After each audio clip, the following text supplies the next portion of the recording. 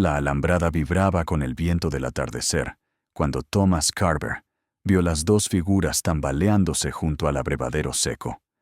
Una anciana y un niño, tal vez de 7 años, con la ropa cubierta de polvo rojo y los labios agrietados. Carver llevaba 3 años viviendo solo en ese rancho al borde del territorio, donde las colinas se inclinaban hacia el desierto, y los únicos visitantes eran coyotes y vendedores ambulantes. No esperaba compañía, y mucho menos de este tipo. Se acercó despacio, con las manos visibles. La anciana lo observó sin miedo, solo con esa quietud que viene después de caminar demasiado bajo el sol. El niño temblaba, aferrándose a la falda raída de su abuela. Carver no preguntó de dónde venían ni a dónde iban. Sacó su cantimplora, todavía medio llena del pozo matutino, y se la ofreció. La anciana bebió primero, solo un sorbo, y luego ayudó al niño a beber con cuidado, controlando cada trago para que no se ahogara. Cuando terminaron, Carver partió el último trozo de pan que llevaba en su alforja y lo dividió entre ellos. El niño tenía una herida superficial en el antebrazo, probablemente de un arbusto espinoso. Carver sacó un trapo limpio de su bolsillo, lo humedeció con el agua restante y limpió la sangre seca con movimientos precisos. La anciana murmuró algo en un idioma que Carver no reconocía, pero el tono era claro. Agradecimiento. Luego, mientras se levantaban para irse, la anciana se detuvo y lo miró directamente a los ojos. Sus palabras fueron suaves pero firmes, en un español quebrado que Carver apenas pudo descifrar. Habrá humo en la colina del este. 3 noches. Tú verás. Carver no supo qué responder. Asintió más por cortesía que por comprensión. Los vio alejarse hacia el sur, 2 sombras pequeñas que se disolvieron en el horizonte dorado. Regresó a su rancho cuando el sol ya se había puesto, dejando solo una franja violeta sobre las montañas. Esa noche, mientras servía café sobre la estufa de hierro, miró hacia el este por la ventana. No había nada, solo oscuridad y estrellas. Pero algo en las palabras de la anciana lo mantenía despierto. La primera noche no vio nada, la segunda tampoco. Carver comenzó a pensar que había malinterpretado, que tal vez la anciana simplemente divagaba por la deshidratación. Pero la tercera noche, mientras revisaba la cerradura del establo, lo vio. Un destello breve en la colina del este, como el reflejo de una hoguera encendida y apagada rápidamente. Luego otro, y otro más. Una señal. Carver se quedó de pie en la oscuridad, con el corazón latiendo más fuerte de lo que esperaba. No sabía qué significaba, pero sabía que algo estaba en movimiento. Al amanecer, Carver ensillaba su caballo cuando escuchó el sonido. No era trueno ni viento. Era el ritmo sordo y constante de cascos sobre tierra seca, multiplicado por decenas. Se volvió hacia el norte y lo que vio le cortó la respiración. Una línea de jinetes, silenciosos como sombras, se extendía a lo largo de la cresta de la colina más cercana. Tal vez 50, tal vez más. No se movían, solo esperaban, sus siluetas recortadas contra el cielo que comenzaba a iluminarse. En el centro, un hombre mayor con una capa oscura levantó la mano derecha en un gesto de saludo. No de amenaza, de reconocimiento. Carver caminó hacia ellos despacio, dejando su rifle dentro del rancho. Si querían hacerle daño, ya lo habrían hecho.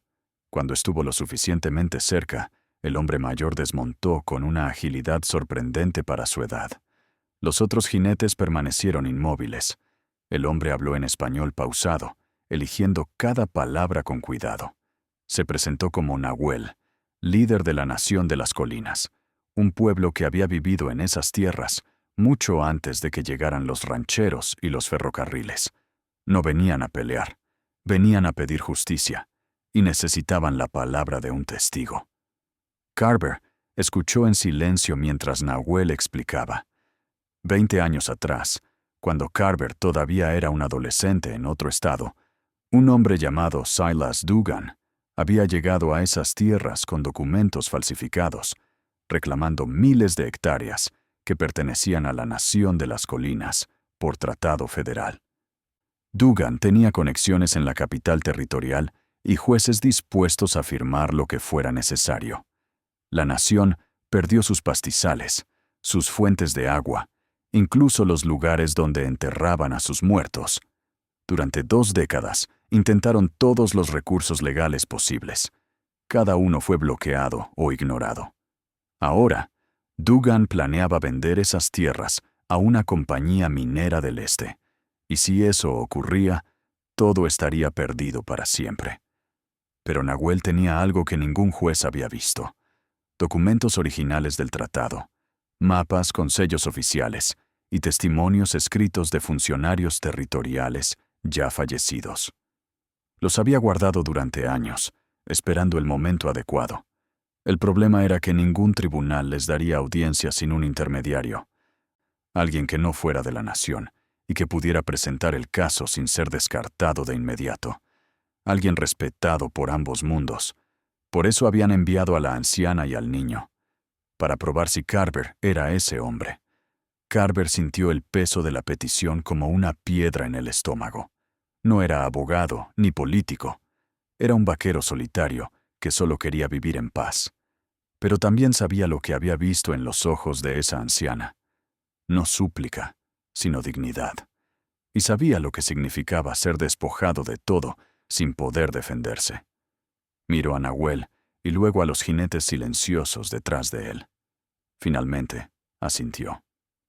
Haría lo que pudiera. Pero tendrían que hacerlo todo correctamente, sin atajos ni violencia. Si querían justicia, tendrían que confiar en la ley, incluso si la ley no había confiado en ellos. Nahuel aceptó los términos. Esa misma tarde, Carver cabalgó hacia el pueblo más cercano, una comunidad llamada Arroyo Blanco, que había crecido alrededor de una parada de diligencias y una cantina. El sheriff local, un hombre llamado Wade Mercer, era conocido por su pragmatismo más que por su idealismo. No era corrupto, pero tampoco era un cruzado. Cuando Carver entró en su oficina y le explicó la situación, Mercer lo miró con escepticismo evidente. ¿Quieres que reabra un caso de 2 décadas porque 50 jinetes aparecieron en tu rancho? Carver, eso suena a problema, no a justicia. Carver no se inmutó. Puso sobre el escritorio de Mercer una carpeta de cuero que Nahuel le había dado, llena de documentos amarillentos con sellos oficiales y firmas de funcionarios territoriales de 1870. Mercer los revisó en silencio, frunciendo el ceño cada vez más. Al final, suspiró y se recostó en su silla. Si esto es real, Dugan va a pelear con todo lo que tiene. Y tiene mucho. Carver asintió. Por eso necesitamos hacerlo frente a todos. Una audiencia pública. Que la gente vea las pruebas. Mercer reflexionó durante un largo minuto. Luego golpeó el escritorio con los nudillos. De acuerdo. Pero si esto sale mal, tú y tus amigos de las colinas van a tener que responder por ello. La noticia se extendió por Arroyo Blanco como pólvora. Algunos lo llamaron locura, otros una trampa. Silas Dugan, al enterarse, convocó a una reunión urgente con sus abogados y sus aliados locales. Era un hombre corpulento con bigote gris y una voz que llenaba cualquier habitación. Durante años había sido el hacendado más poderoso de la región. El tipo de hombre que compraba rondas de whisky para el pueblo entero y luego cobraba favores cuando los necesitaba. Ahora, su imperio estaba siendo cuestionado por un vaquero solitario y un grupo de salvajes, como él los llamaba, sin ocultar su desprecio. Carver pasó los siguientes días reuniéndose con Nahuel y los ancianos de la Nación de las Colinas. Necesitaban organizar las pruebas de manera que cualquier persona, incluso sin educación legal, pudiera entenderlas. Mapas comparativos que mostraran las fronteras originales del tratado versus las reclamaciones de Dugan. Cartas de funcionarios federales que confirmaban la validez del tratado. testimonios escritos de colonos antiguos que recordaban cuándo llegó Dugan y cómo manipuló los registros territoriales. Todo tenía que ser irrefutable. Carver también insistió en algo más: respeto absoluto durante la audiencia, sin amenazas, sin armas visibles, sin provocaciones. Tenían que demostrar que eran el pueblo civilizado en esta historia. El día señalado para la audiencia amaneció claro y caluroso. Carver llegó temprano al paraje donde se realizaría el evento, un claro amplio junto al río, equidistante entre Arroyo Blanco y las tierras disputadas. Era un lugar neutral, visible desde varios ángulos, perfecto para evitar emboscadas o malentendidos. El sheriff Mercer había organizado una tarima improvisada con tablones y barriles, suficiente para que todos pudieran ver a los testigos. A medida que avanzaba la mañana, la gente comenzó a llegar: granjeros, comerciantes, vaqueros, mujeres con niños, algunos por curiosidad, otros porque lo que se decidiera aquí afectaría el futuro de toda la región. Cuando los jinetes de la nación de las colinas aparecieron en el horizonte, un murmullo recorrió la multitud. Venían en formación, sin prisa, con Nahuel al frente. No llevaban armas visibles, solo sus ropas tradicionales y la dignidad silenciosa de quienes saben que tienen la razón de su lado. Se detuvieron al borde del claro, desmontaron y caminaron hacia la tarima con pasos medidos. Carver pudo ver el miedo en los ojos de algunos espectadores, pero también la curiosidad y, en algunos casos, el respeto. Estos no eran bandidos. Eran un pueblo reclamando lo que era suyo. Silas Dugan llegó poco después, rodeado de sus hombres y 2 abogados de la ciudad. Vestía su mejor traje y llevaba una sonrisa confiada que no alcanzaba sus ojos. Sabía que tenía el poder económico y político de su lado, pero también sabía que esta audiencia pública era una apuesta arriesgada. Si perdía aquí, frente a todos, su reputación quedaría destruida sin importar cuántos jueces tuviera en el bolsillo. Se sentó en el lado opuesto de la tarima, con los brazos cruzados, esperando que todo esto fuera solo un espectáculo que pronto terminaría a su favor. El sheriff Mercer subió a la tarima y pidió silencio. Su voz resonó en el claro. Estamos aquí para escuchar ambas partes de una disputa territorial que lleva demasiado tiempo sin resolverse. Esto no es un juicio oficial, pero lo que se presente hoy será enviado al Tribunal Territorial para revisión formal. Quiero orden, respeto y nada de violencia.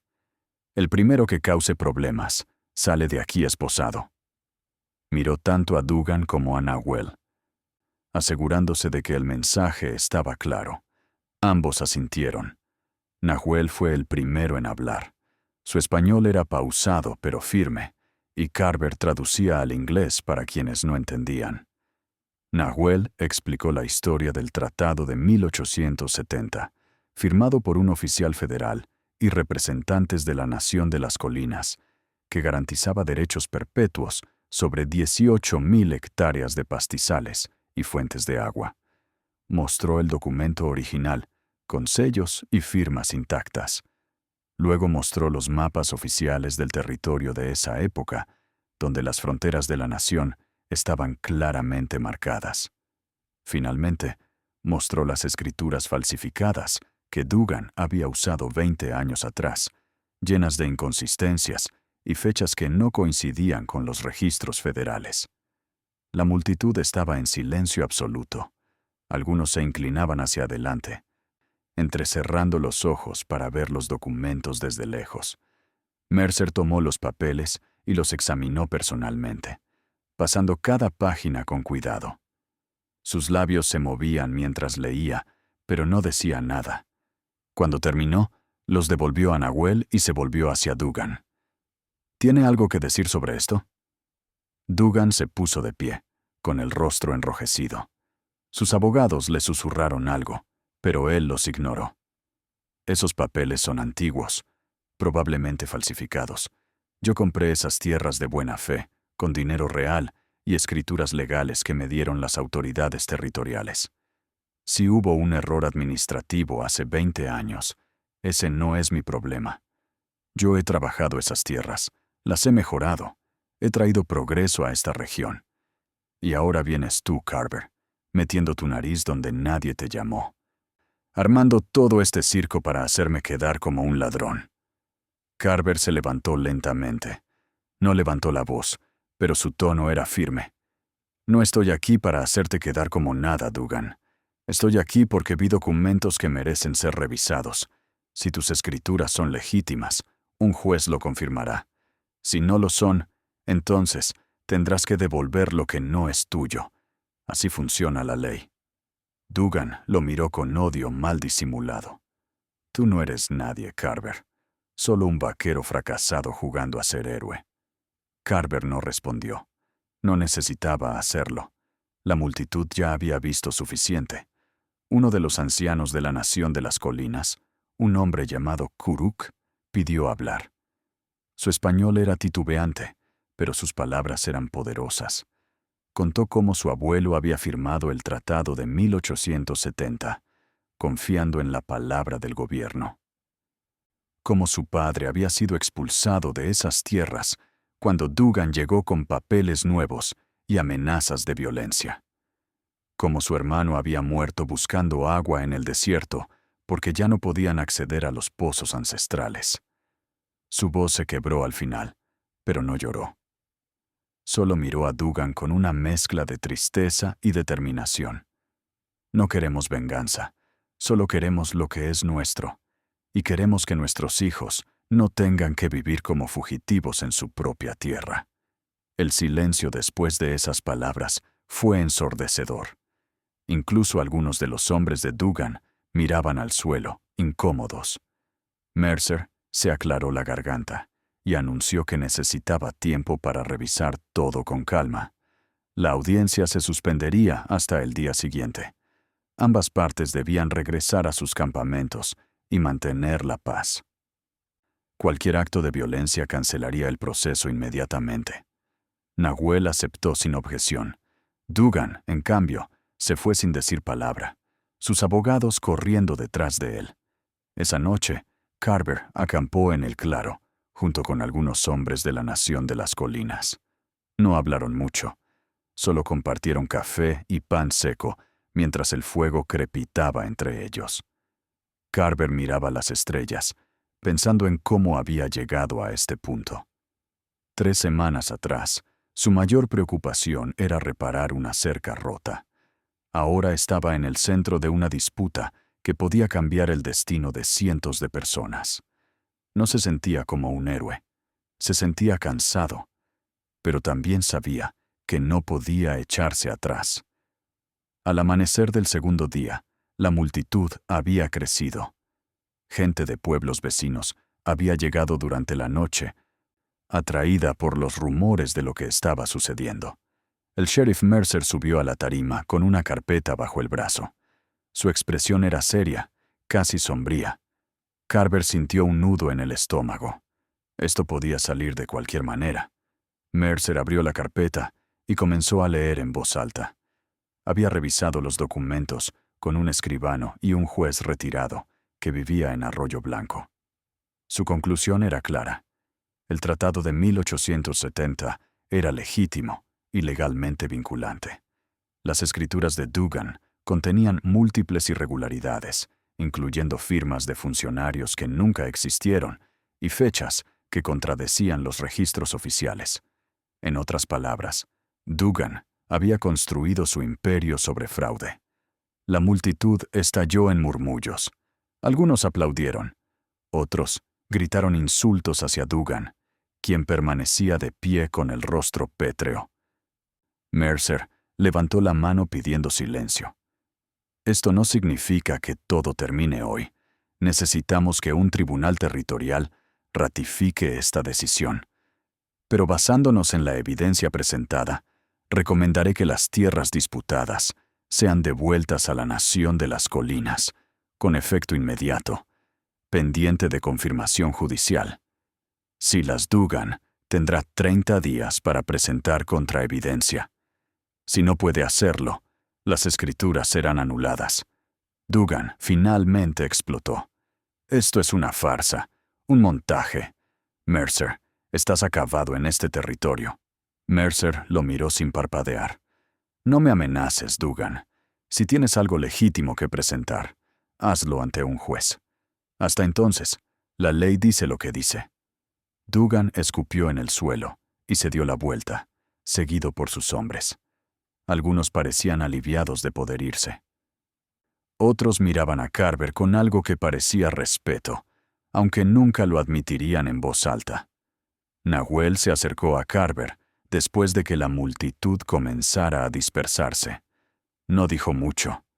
Solo extendió su mano, y Carver la estrechó. Era un apretón firme, el tipo de gesto que no necesita palabras. Kuruk también se acercó, con lágrimas en los ojos que no intentó ocultar. Mi abuelo estaría orgulloso, dijo simplemente. Carver asintió, sin saber qué más decir. No se sentía orgulloso, solo sentía un agotamiento profundo y una esperanza frágil de que todo esto realmente funcionara. Los días siguientes fueron tensos. Dugan contrató a los mejores abogados que pudo encontrar y presentó apelaciones ante el Tribunal Territorial. Pero la evidencia era demasiado sólida. Cada intento de refutar los documentos originales solo revelaba más inconsistencias en su propia historia.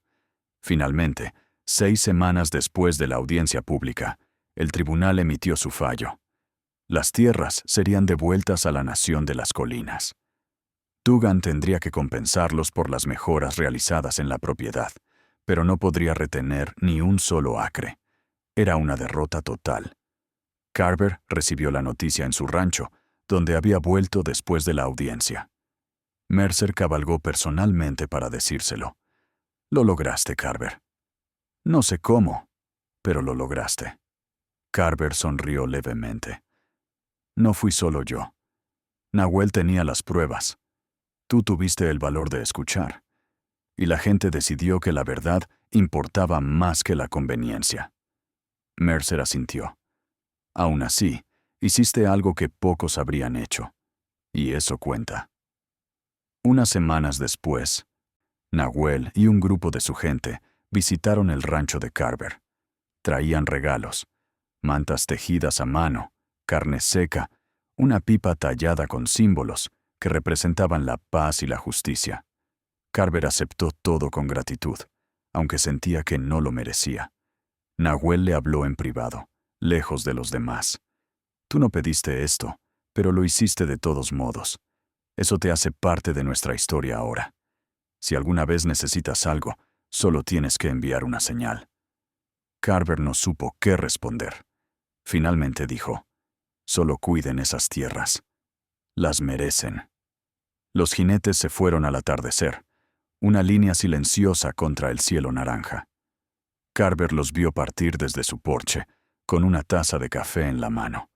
El viento seguía soplando entre la alambrada, como siempre, pero ahora sonaba diferente. Menos solitario, menos vacío.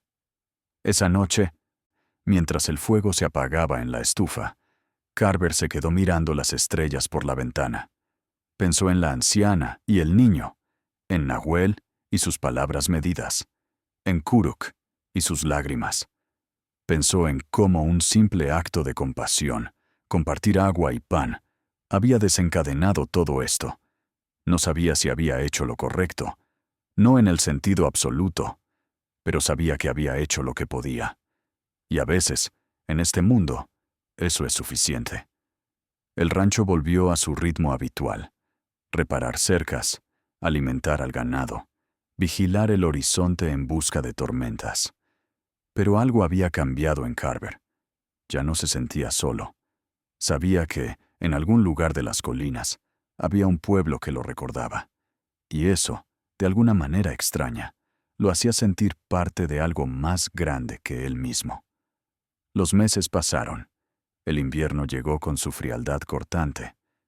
Y luego la primavera con su promesa de lluvia. Carver escuchaba noticias ocasionales de Arroyo Blanco. Dugan había vendido lo poco que le quedaba y se había ido al este, arruinado y amargado.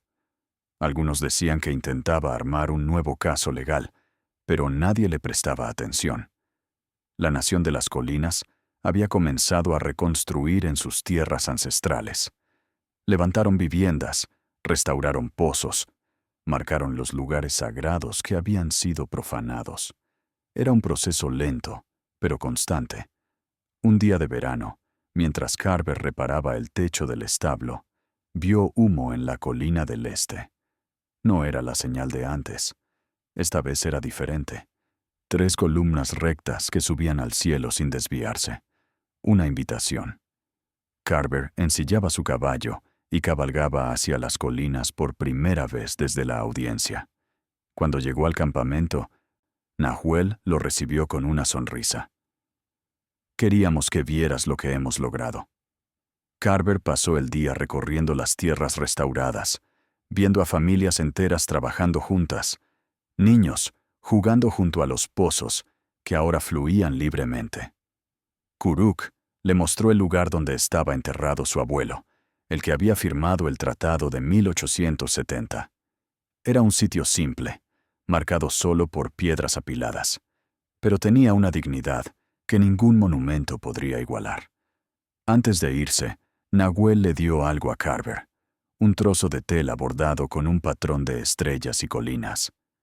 Esto es para que recuerdes que siempre tendrás un lugar aquí. Carver lo guardó con cuidado en su alforja. Cuando regresó a su rancho esa noche, lo colgó en la pared de su sala, junto a la ventana donde podía verlo cada mañana. Era un recordatorio de que, incluso en un mundo duro y a menudo injusto, la compasión y la verdad todavía significaban algo. Los años siguientes fueron tranquilos para Carver. Seguía viviendo solo, pero ya no se sentía aislado. Cada pocos meses, alguien de la nación de las colinas pasaba por su rancho, trayendo noticias o simplemente saludándolo. A veces era Kuruk, otras veces eran jóvenes que querían escuchar la historia de cómo un vaquero solitario había ayudado a su pueblo a recuperar su hogar. Carver siempre los recibía con café y pan, replicando sin darse cuenta el gesto que había iniciado todo. El sheriff Mercer también pasaba de vez en cuando. Se habían hecho amigos de una manera inesperada, unidos por aquel evento que ninguno de los dos olvidaría. Mercer le contó que su reputación había mejorado después de la audiencia. La gente lo veía como un sheriff justo, alguien dispuesto a hacer lo correcto, incluso cuando era difícil. Debería agradecerte, Carver. Me diste una oportunidad de ser más que un burócrata. Carver sonreía levemente. No hiciste nada que no quisieras hacer, Mercer. Solo necesitabas una razón. Una tarde, mientras Carver revisaba su ganado, vio una figura pequeña acercándose desde el sur.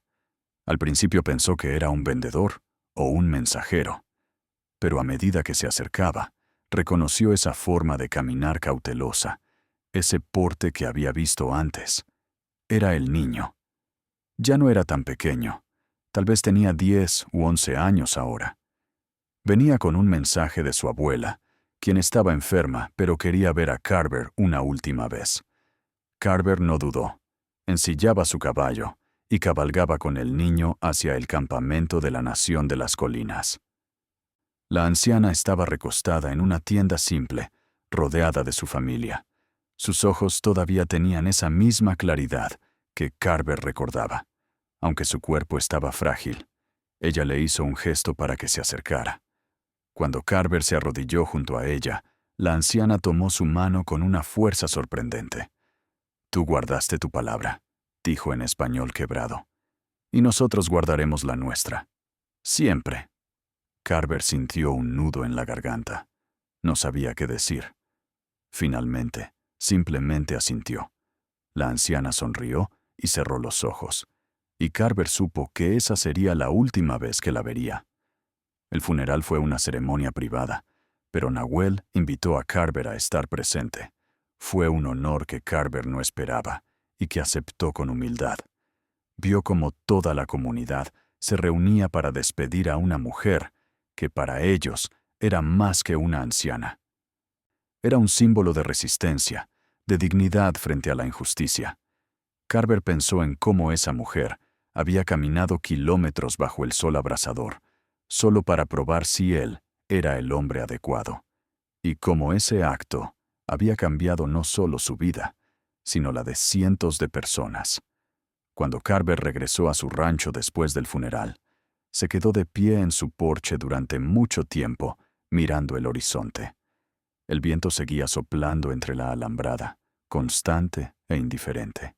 Las estrellas comenzaban a aparecer en el cielo oscurecido, y en algún lugar de las colinas, un pueblo estaba reconstruyendo su vida sobre las cenizas de décadas de injusticia.